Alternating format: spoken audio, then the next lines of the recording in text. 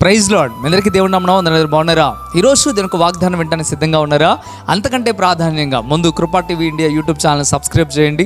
అంతేకాకుండా అనేకులకు ఈ వీడియో పంపించడానికి మీరు సిద్ధపడండి. అంతేకాకుండా వీడియోని లైక్ చేయండి. దేవుడు నీతో మాట్లాడితే తప్పక లైక్ చేయండి. మంచిది.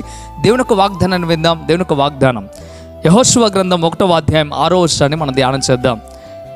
నిన్ను నేను విడువను, నిన్ను ఎడబాయను, నిబ్బరము కలిగి ధైర్యంగా ఉండుము అని చెప్పడం ప్రారంభిస్తున్నాడు.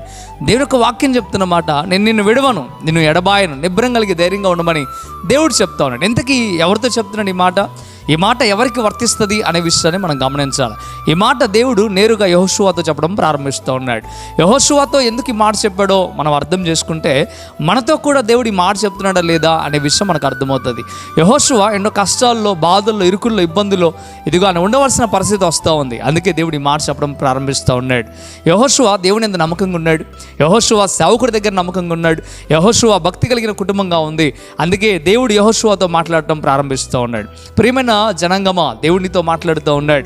నువ్వు నిజంగా భక్తి కలిగిన వాడవైతే, నిజంగా విశ్వాసం కలిగిన వాడవైతే, నిజముగా ప్రభు మీద నువ్వు ఆధారపడగలిగితే దేవుడు ఈ మాట నీతోనే మాట్లాడుతూ ఉన్నాడు. యెహోషువ జీవితంలో ఇశ్రాయేలు ప్రజలు నడిపించే విషయంలో తన ఆత్మీయ నాయకుడైన మోషే ఎన్నో బాధలు పడటం, కష్టాలు పడటం యెహోషువ దగ్గరుండి చూశాడు. అయితే ఒక మారు ఆలోచించండి, వీటన్నిటిలోండి ముందు కొనసాగాలంటే ఆయన ఎంతగానో భయముతో, ఇబ్బందితో ఉన్నాడు. కానీ దేవుడు అంటున్నాడు, మోషేకు తోడే ఉన్న రీతిగా నేను నీకు కూడా తోడే ఉంటా, తప్పక నీ కుటుంబానికి నేను తోడే ఉంటా అని దేవుడు ఈ మాట చెప్పడం ప్రారంభిస్తూ ఉన్నాడు. నీ జీవితంలో కూడా ఎన్నో సమస్యల్లో, కష్టాల్లో, బాధల్లో, ఇరుకుల్లో, ఇబ్బందులు నువ్వు విడవలసిన పరిస్థితి ఉందా? ఇదిగో దేవుడు నీతో చెప్తున్నాను, నిన్ను విడవను. మనుషులు విడిచిపెడతారండి, దేవుడు విడిచిపెట్టు. దేవుడు నిన్నెప్పుడు కాపాడేవాడు. దేవుడు నిన్నెప్పుడు ఆదుకునేవాడు. ఎప్పుడయ్యా అంటే నువ్వు భయం భక్తి కలిగి దేవుని మీద విశ్వాసం ఉంచితే.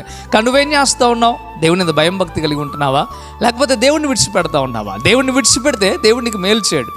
దేవుడిని నువ్వు కలిగి ఉన్నప్పుడే దేవుడు నీకు మేలు చేస్తాడు. నువ్వు దేవుడిని కలిగి ఉండు యెహోషువ వలె. కానీ ఒకవేళ నువ్వేం చేస్తున్నావు?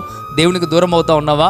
ఇదిగో దేవుడిని ఎంతకన్నా నువ్వు ప్రార్థించేవాడిగా, దేవుని విశ్వాసం ఉంచేవాడిగా నువ్వు ఉంటే దేవుడు తప్పక నీ జీవితంలో అద్భుతం చేస్తాడు. కానీ నువ్వేం చేస్తున్నావు? ఈ రోజున ప్రభు పాదాలు పట్టుకొని అడగకుండా, ప్రభు దగ్గర నువ్వు ఉండకుండా, నువ్వు ఎంతగానో నువ్వు లోకానుసారంగా జీవించడానికి ఇష్టపడుతూ ఉన్నావేమో. అందుకే దేవుడు అంటున్నాడు, ఈ దినము నేను నీతో మాట్లాడుతూ ఉంటాను. యెహోషువకు తోడే ఉన్నట్లుగా నీకు తోడే ఉంటా, కానీ నువ్వు నమ్మకంగా, యథార్థంగా ఉండు, భక్తి కలిగి ఉండమని దేవుడు చెప్తా ఉన్నాడు. ఈ వాగ్దానం ద్వారా ప్రభు నీతో మాట్లాడినట్లయితే తప్పక ప్రార్థనలు ఏకీభవించి, ప్రభువా నన్ను జ్ఞాపకం చేసుకునైనా అని ఒక మాట అడుగుదాం. కళ్ళు మూసుకుందాం, ప్రార్థన చేద్దాం. పరిశుద్ధుడా, వందనాలు ప్రభువా, నేరుగా నీ బిడ్డల హృదయానికి తాకున్నట్లుగా, నాతో తాకున్నట్లుగా మీరు మాట్లాడారు. నిజమే, నిబ్బరం కలిగి ధైర్యంగా ఉండగలిగిన స్థితి మాది ప్రభువా. అయ్యా మీకు వందనాలు, మీరు మాకు తోడున్నారు.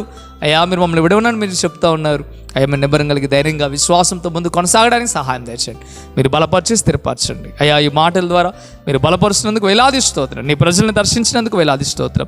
ఈ మాట విని ఎవరైతే విశ్వాసంతో, నమ్మకంతో ప్రార్థనలు ఏకీపిస్తున్నారో వారి పట్ల ఈ మాటలు నెరవేర్చబడును కాక కృప చూపించమని వారి కుటుంబాలను దీవించండి, వారి పిల్లలను దీవించండి, వారు చేసిన ప్రతి ఒక్క పనుల్లో మీరు తోడుగా ఉండండి.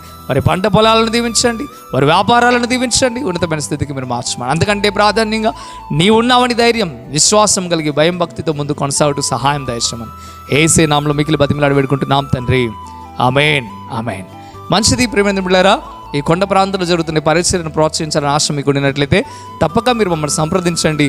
ప్రభు మీకు తోడుగా, నేడుగా ఉండి నడిపించి, దీవించి, ఆశీర్వదించును గాక. ఆమేన్. God bless you.